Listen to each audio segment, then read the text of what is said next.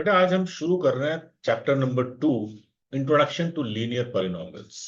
आपने ना क्लास 8 में पढ़ा होगा एल्जेब्रिक एक्सप्रेशंस, ठीक है ना। बेटा एल्जेब्रिक एक्सप्रेशन जो होते हैं बहुत तरह के होते हैं। हम जो चैप्टर इसमें पढ़ेंगे that is called linear polynomial. ये भी एक तरह का एल्जेब्रिक एक्सप्रेशन ही है। स्टैंडर्ड फॉर्म क्या होती है इसकी? ax plus by plus c।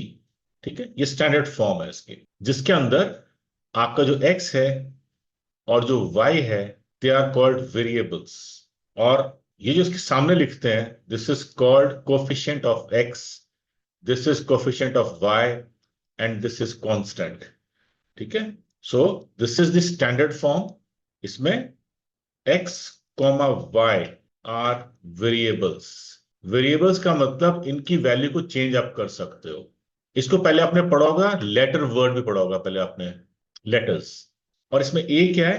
Coefficient of x is a, coefficient of y is b, constant is c. This is standard form. Degree of polynomial क्या होती है? हाईएस्ट पावर ऑफ वेरिएबल और highest exponent of variable is called degree of the polynomial. अगर मैं suppose यहां लिखता हूं 7x plus 3, मैं लिखता हूं 2x स्क्वेयर प्लस 2, मैं लिखता हूं 3x cube minus 3x cube plus 2x square minus 3x plus 7। इसकी डिग्री क्या है? डिग्री क्या होगी बेटा इसकी? इसकी डिग्री है 1, इसकी डिग्री है 2, इसकी डिग्री है 3। Degree is the highest power. यहां पे आपकी 1 है, यहां पे 2 है और यहां पे 3 है। हाईएस्ट पावर से इक्वेशन का पॉलिनोमियल का नाम रखा जाता है बेटा। और इसको क्या बोलते हैं हम? इसको बोलते हैं लीनियर, इसको बोलते हैं हम क्वाड्रेटिक और इसको बोलते हैं हम क्यूबिक। और इन सब में आप चेक करो, सब में वेरिएबल एक है। इसमें भी एक्स है, इसमें भी एक्स है, इसमें भी एक्स है। X is a variable in this, right. As a ritual बेटा मैं सारे एग्जांपल्स और क्वेश्चंस भी लिखता हूं इसमें, सो दैट आपको बुक की जरूरत ही ना पड़े। Raju went to a shop where there were sealed boxes of different colors on sale.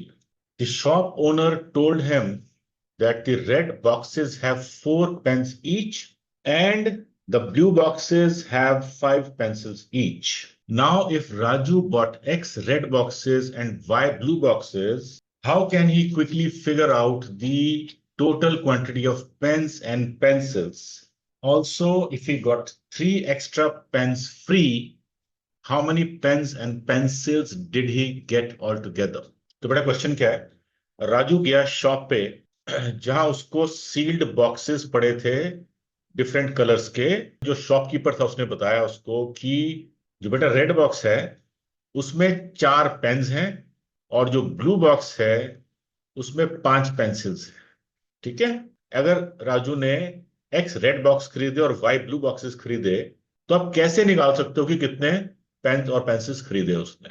और अगर शॉपकीपर ने उसको 3 गिफ्ट में फ्री में पेन दे दिए तो उसको कितने पेन और पेंसिल्स मिलेंगे टोटल? टोटल। ठीक है, तो कैसे निकालते हैं? इससे बेटा इक्वेशन बनती है एक। इसको ना समझाने के लिए मैं आपको जरा, so that you understand this, मैं लिखता हूं number of red boxes but number of blue boxes but. मैंने सपोज रेड बॉक्सेस ले लिए 10 और ब्लू बॉक्सेस मैंने ले लिए 5। ठीक है, और मुझे क्वेश्चन में दिया हुआ है नंबर ऑफ पेन्स पर बॉक्स। रेड में पेन है ना बेटा, 4 दिए क्वेश्चन के अंदर, ये पढ़े 4 देखो। नंबर ऑफ पेंसिल्स पर बॉक्स कितने दिए हुए क्वेश्चन के अंदर? 5। ठीक है ना, ये लिखे 5 यहां पे, देखो ये 5 लिखा हुआ है यहां पे, ये रहा 5, ये 5 और ये 4 पेन है। तो आप क्या करोगे अब? अगर मैं कहता हूं कितने पेन्स खरीदे आपने, तो टोटल पेन्स कितना आएगा? 4 इंटू 10 इज इक्वल टू 40। और टोटल पेंसिल्स कितनी आएंगी? 5 बॉक्स करते हैं, 5 एक बॉक्स में पेंसिल्स हैं, तो 5 इंटू 5 इज इक्वल टू 25। ठीक है, लेकिन अब क्या होगा बेटा? अगर यहां देखो आप, नंबर ऑफ रेड बॉक्सेस कितने हैं? क्वेश्चन में दिया हुआ एक्स, तो ये आप ये बॉक्सेस हैं, इसको ले लो एक्स। ठीक है, और नंबर ऑफ ब्लू बॉक्सेस कितने हैं? क्वेश्चन में दिया हुआ वाई, तो ले लो वाई यहां पे। ठीक है, तो इंस्टेड ऑफ 10 या 5, ये तो एग्जाम्पल था हमारा, 10 और 5 वॉज एग्जाम्पल, 10 भी एग्जाम्पल था हमारा, 5 भी एग्जाम्पल था, इसकी जगह हमने एक्स और वाई ले लिया। तो जैसे यहां किया था हमने, इक्वेशन क्या बन जाएगी, इसकी क्या बन जाएगी बेटा, 4 pens in one box, one red box, और कितने बॉक्स हैं, एक्स, तो 4x बन गया। यहाँ पे 5 पेंसिल्स पर बॉक्स, कितने बॉक्स है, 5, तो 5y बन गया। I hope you understand this, बस इक्वेशन बन गई बेटा आपकी। तो टोटल पेन्स एंड पेंसिल्स क्या आ जाएगा, टोटल पेन्स एंड पेंसिल्स के लिए इक्वेशन क्या बन जाएगी, टोटल पेन्स एंड पेंसिल की इक्वेशन क्या बन जाएगी, 4x + 5y। ठीक है, ये आपकी बन जाएगी इक्वेशन। लेकिन इसने आगे गौर लिखा है, also if we got 3 extra pens free, how many pens and pencil did he get all together, all together इकट्ठे इकट्ठे बता रहे हैं टोटल पेन्स एंड पेंसिल कितने हैं। तो ये कर लो, फर्स्ट पार्ट तो हो गया बेटा आपका, ये फर्स्ट पार्ट है। सेकंड पार्ट में क्या बोल रहा है कि टोटल कितने बने, तीन तीन फ्री के गिफ्ट मिला के, तो क्या बनेगा, 4 pens into x number of red boxes plus 5 pencils into y number of blue boxes plus 3 gift वाले पेन। ये आपकी इक्वेशन बन गई बच्चे। तो this is your linear equation in one variable, जिससे आपके टोटल, अब इसने सपोज एग्जांपल ले लेते हैं, इसी के अंदर एग्जांपल ले लेते हैं यहाँ पे, सपोज एक्स इसने खरीदे 2 बॉक्सेस, ये कौन से थे, रेड, और वाई इसने खरीदे 3 बॉक्सेस, ये कितने, ये कौन से थे, ये ब्लू थे। तो क्या इक्वेशन बन जाएगी, 4 × 2, एक्स की जगह 2 लिख दिया, प्लस 5 × 3, 3 बॉक्सेस आपके ब्लू हो गए, और प्लस 3 आपकी फ्री के पेन हो गए, तो 4 और 2 8, प्लस 15 प्लस 3, और ये बन गया आपका 26। तो बेटा टोटल 26 पेन एंड पेंसिल लेके आप घर आ गए। सो this is your question number 1, I hope you understand this. एक और चीज भी है, इसी इक्वेशन के अंदर कुछ टर्म्स हैं जो आपको आनी चाहिए, क्या मतलब होगा उनका। इक्वेशन तो समझ गया आप क्या है, इक्वेशन या एक्सप्रेशन क्या बना है इसका, 4x, 4x + 5y + 3। इसमें मैं आगे लिखता हूं 4x, 5y, 3। ये क्या है बेटा, दीज आर टर्म्स। कितनी टर्म्स है इसके अंदर, 3। First term 4x, second term, third term, there are 3 terms. ठीक है, और इसमें अगर हम निकालें, what is coefficient of x, coefficient of x is 4, coefficient of y is 5 and constant is 3। ठीक है, नाउ इज एग्जांपल नंबर 2। बेटा क्वेश्चन नंबर 2 क्या है, a rectangular garden of length L meters and width W meters has to be fenced and decorated. A wire fence is to be laid along length costing rupees 100 per meter, and a wooden fence is to be built along the width costing rupees 80 per meter. Special seeds have to be sown throughout the garden which will cost rupees 50 per square meter. इससे क्या मतलब बच्चे, कि garden है, rectangular shape है उसकी, बना लेते हैं चलो, है ना, आपको और इजी हो जाएगा। Let us make a garden, से दिस इज अ गार्डन, एक रेक्टेंगुलर शेप्ड गार्डन है ऐसा, राइट, इसको नाम दे देते हैं ABCD।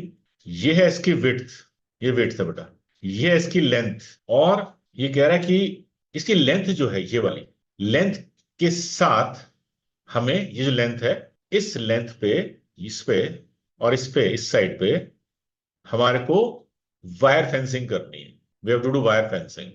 और जो इसकी विड्थ है, ये विड्थ है बेटा, ये विड्थ है, यहां पे हमने वुडन बाउंड्री बनानी है, वुडन फेंसिंग करनी है।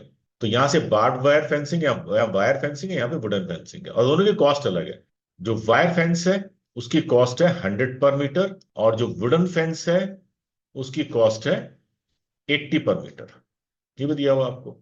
और ये कह रहा है कि इसमें एक और चीज भी है, किसी गार्डन के अंदर हमें कुछ बीज बोने हैं, और उसकी कॉस्ट क्या है, 50 रुपीज पर स्क्वायर मीटर। इस पूरे के अंदर, ये पूरे जो अंदर है, ये इसके अंदर हमें कुछ उगाना है इसके अंदर, ये सारा, और वो सबकी जो कॉस्ट है, जो सीड्स लगेंगे यहाँ पे, उसकी कॉस्ट है 50 रुपीज पर स्क्वायर मीटर।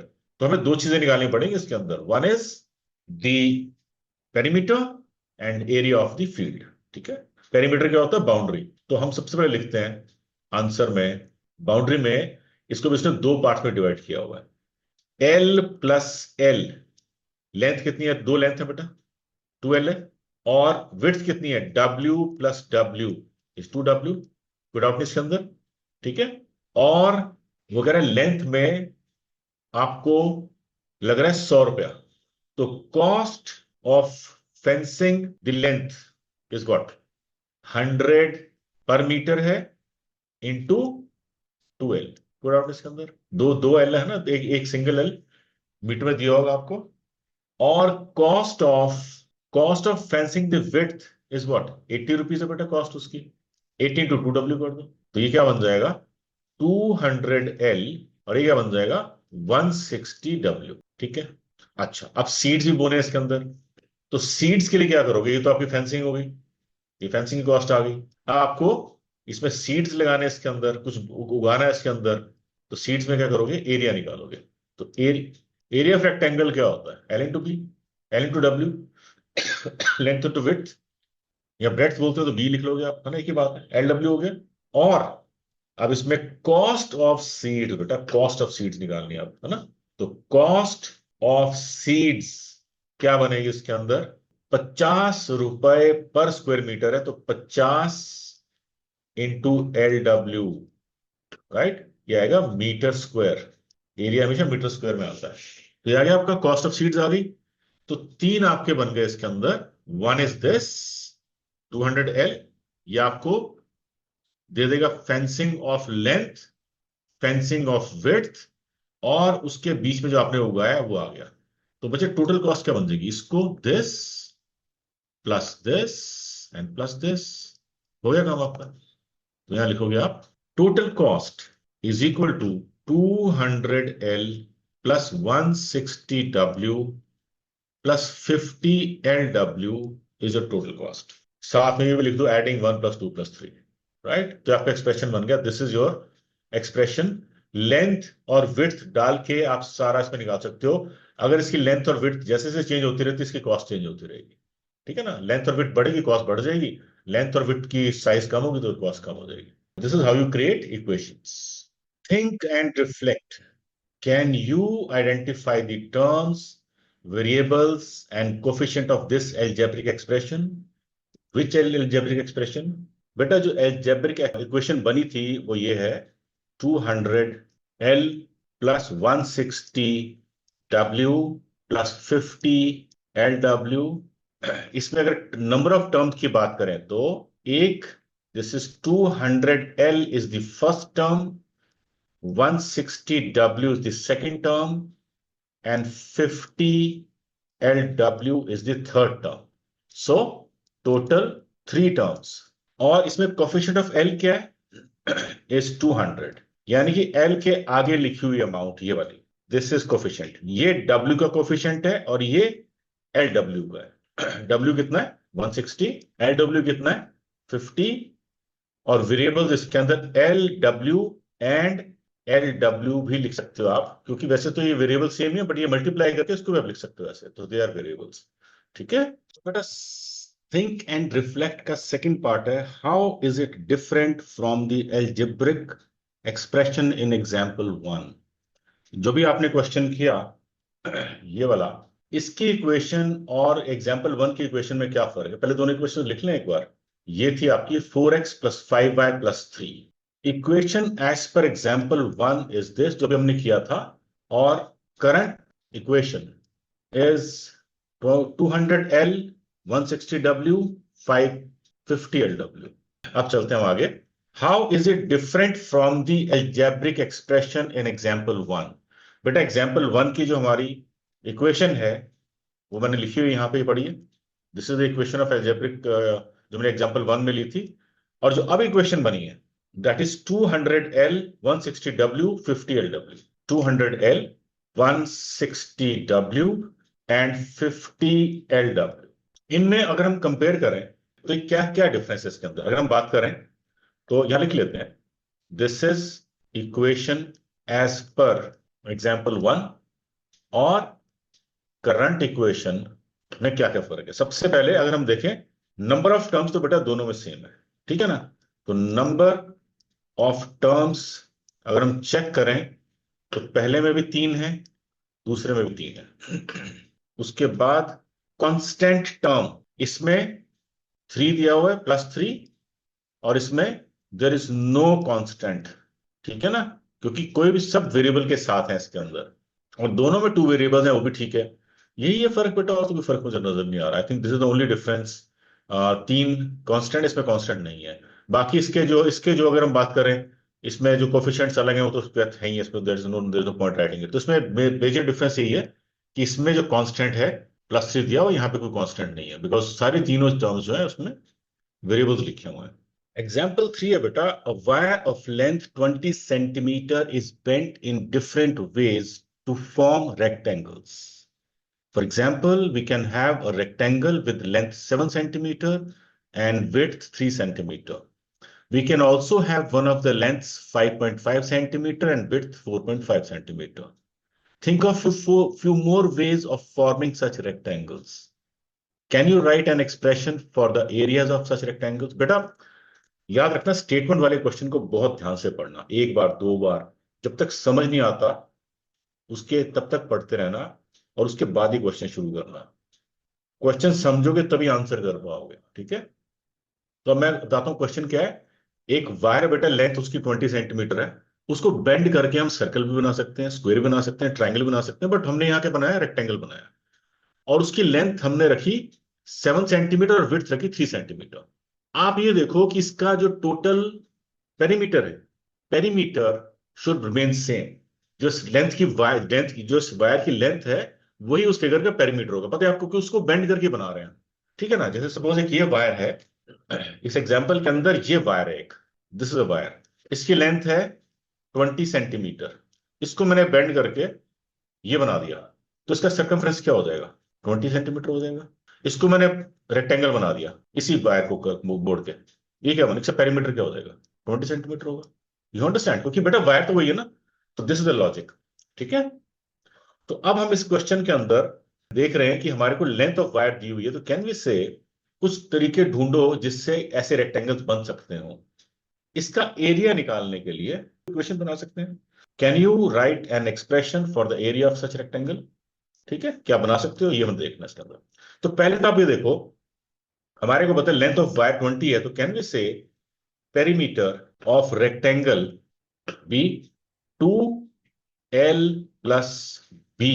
कैसे, ये आपको l दिया हुआ, ये भी l है, ये b और ये भी b है, सबको ऐड करोगे तो 2l प्लस 2b, और 2 कॉमन लेके l प्लस b आ जाएगा। तो this is the formula of perimeter. तो इसका मतलब 2l प्लस b है जो बेटा, वो 20 के बराबर होगा, क्योंकि वायर तो सेम ही है, और l प्लस b हम निकालते तो क्या आ जाएगा, 10 आ जाएगा। 20/2 इज 10, तो आपकी इक्वेशन बन गई आपकी, ठीक है। Now this is important. अब मैं कह रहा हूं कि अगर मेरे को वेरियस ऑप्शंस बनानी है, ठीक है, तो मैं क्या कर सकता हूं, मैं यहां लिख सकता हूं l is equal to 10 minus b, ठीक है। और अगर मैं यहां पे अभी बॉक्स बना लूं एक, कितनी मर्जी ऑप्शन निकाल सकता हूं मैं, जिससे ही रेक्टेंगल बन सकता है। लेट्स सी, ये मैं लेता हूं लेंथ, और ये मैं लेता हूं ब्रेड्थ। अब देखो टेक्निकली ब्रेड्थ छोटी होनी चाहिए, तो मैं ब्रेड्थ को छोटा ही लूंगा। ब्रेड्थ में लेता हूं 1, तो लेंथ क्या हो जाएगी 9, ठीक है ना बेटा। B1 लिया तो यहाँ पे 9 हो जाएगी। कैसे, L is equal to 10 minus 1 हो जाएगा। इसको 2 लेता हूं तो 8 हो जाएगी। L is equal to 10 minus 2, that is 8। आप समझ आया आपको, 9। वैसे इसको 3 लेता हूं तो 7 हो जाएगी। 4 लेता हूं तो 6 हो जाएगी। 5 लेता हूं तो बेटा 5 लेता हूं तो वो स्क्वायर बन जाएगा, ठीक है ना। 5 सेम आ जाएगा। तो और बहुत ऑप्शन बन सकती हैं, आप पॉइंट्स में ले सकते हो, इसको आप ले लो 2.5, तो ये कितने बन जाएगी, 7.5 बन जाएगी। टोटल 10 होना चाहिए बस। I hope understand this. तो आप कितने मर्जी इसके ऐसे इसके कितने शेप्स के आप रेक्टेंगल्स बना सकते। अब वो कह रहा है इसका एरिया, एरिया की क्या आपकी एक्सप्रेशन रहेगी। तो हम क्या करते हैं, एरिया ऑफ रेक्टेंगल क्या होता है, L into b, length into breadth, ठीक है ना, या तो एरिया बन जाएगा। और लेकिन एक्सप्रेशन बनाना आपने, तो आपको ये क्वेश्चन काम आ जाएगी। देखो आपने लिखा हुआ कि L जो है वो 10 माइनस बी है, राइट, आपने इसे ड्राइव की है ये इक्वेशन। तो क्या मैं लिख सकता हूं, इज इक्वल टू L की जगह मैं लिखता हूं 10 माइनस बी, ठीक है, और B तो है ही है। आप समझे इसको, ये जो बेटा L है ये मैंने यहां से उठा लिया, एंड L से ये मैंने कैसे लिखा, L से replacing value of L from 1, जो ऊपर 1 था ये, इससे मैंने वैल्यू ऑफ L निकाली और ये इक्वेशन बन गई। अब मैं इसको मल्टीप्लाई कर लेता हूं, तो क्या बन जाएगा, 10b माइनस बी स्क्वायर, ये आपकी इक्वेशन बन गई। So this is your equation for area.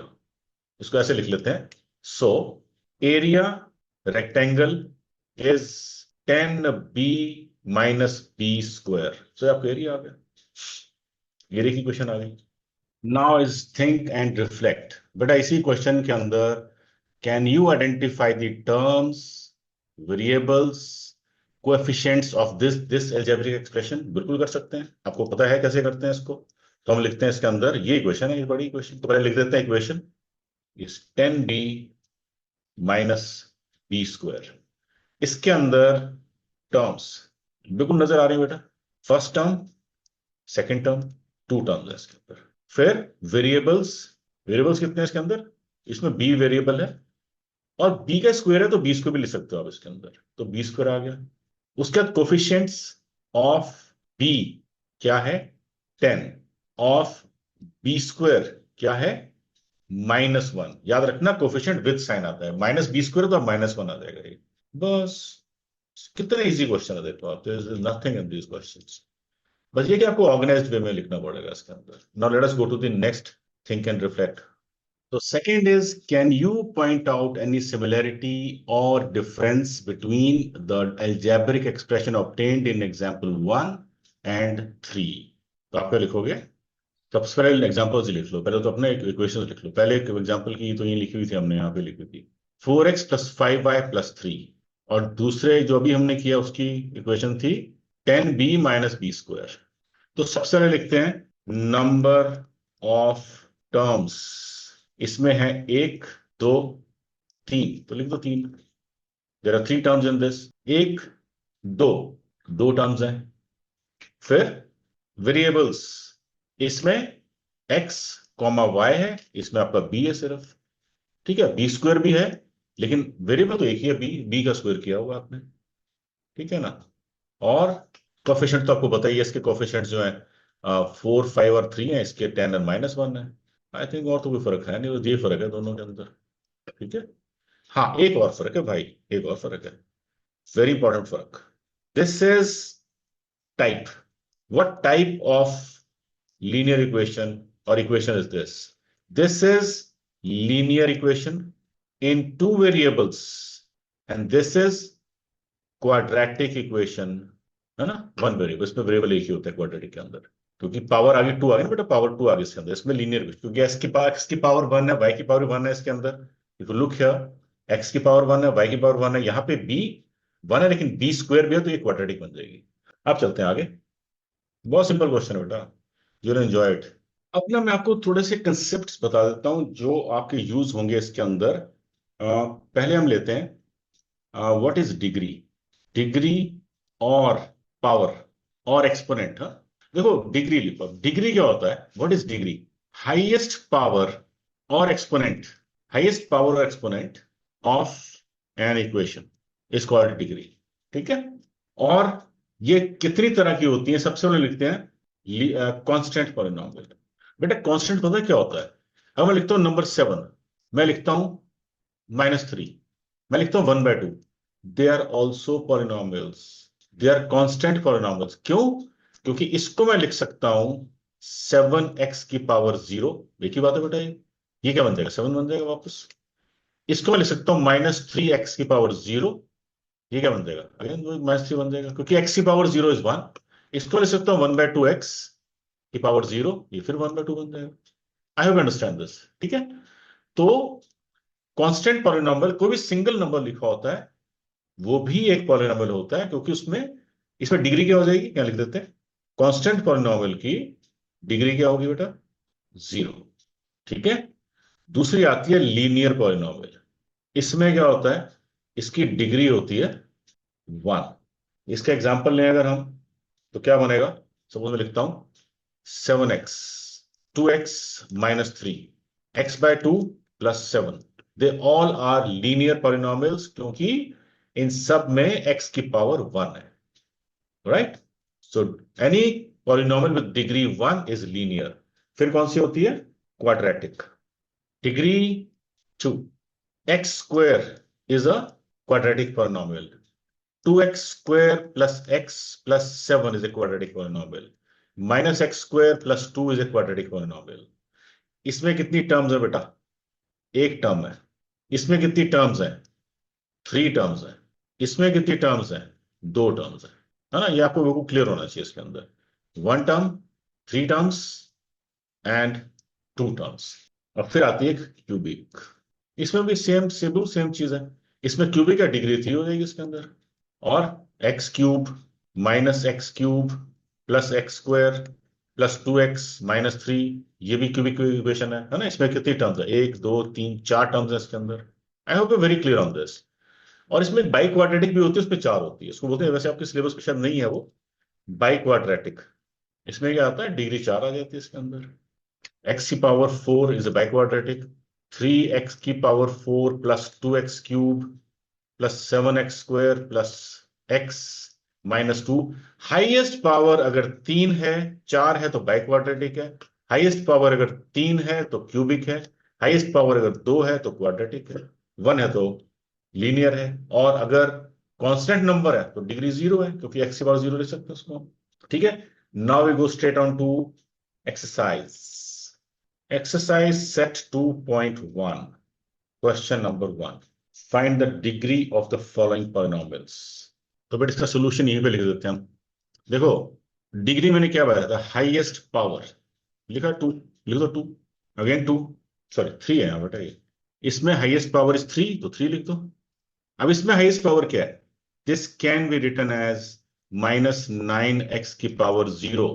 क्या बन जाएगा? माइनस 9 ही बन जाएगा, जिसकी पावर 0 आ जाएगी। Degree 0, right? और z की डिग्री क्या है? 1। ये आपका आंसर आ जाएगा बस। Question number 2 is right polynomial of degree 1 2 and 3। जो मर्जी लिखो इसके अंदर, आपको सिर्फ ख्याल रखना है, पहले में आप लिख लो 7x plus 3।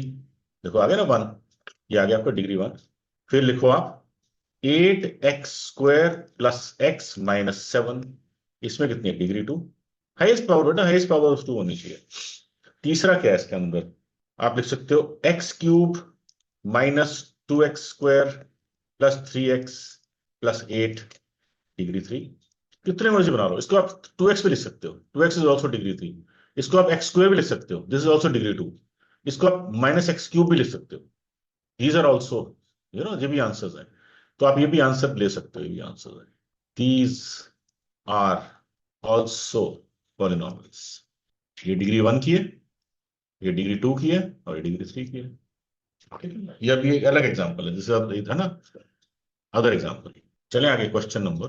What are the coefficients of x square and x cube in the polynomial x power 4 minus x cube minus 3x cube plus 6x square minus 2x plus 7।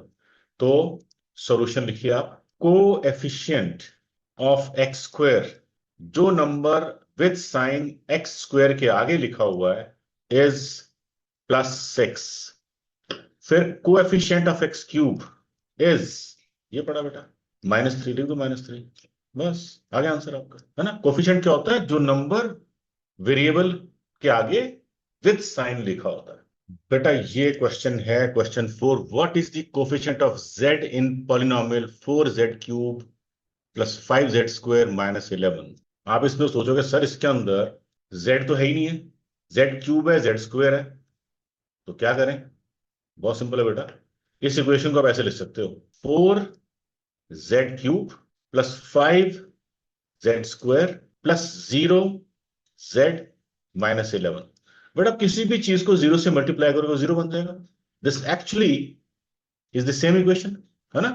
0z तो बेटा 0 बन जाएगा। तो इसमें आप लिखोगे फिर, सो कोएफिशिएंट ऑफ z इज 0। बस आंसर आ गया, very simple. What is the constant term of polynomial 9x cube plus 5x square minus 8x minus 10? तो सॉल्यूशन सिंपल बेटा, कांस्टेंट टर्म जिसके आगे कोई वेरिएबल ना हो इज माइनस 10। बस 10 मत लिख देना यार, minus 10 is the constant term in this. बस बात खत्म, आपकी एक्सरसाइज पूरी हो गई है। तो बेटा ये सारे क्वेश्चन एक बार इसको रिवाइज कर लेना। क्वेश्चंस हाथ से करना, रिमेंबर मैथ्स कभी भी सुन के नहीं आता, फिर आप कभी नहीं बोलोगे। Take care, bye.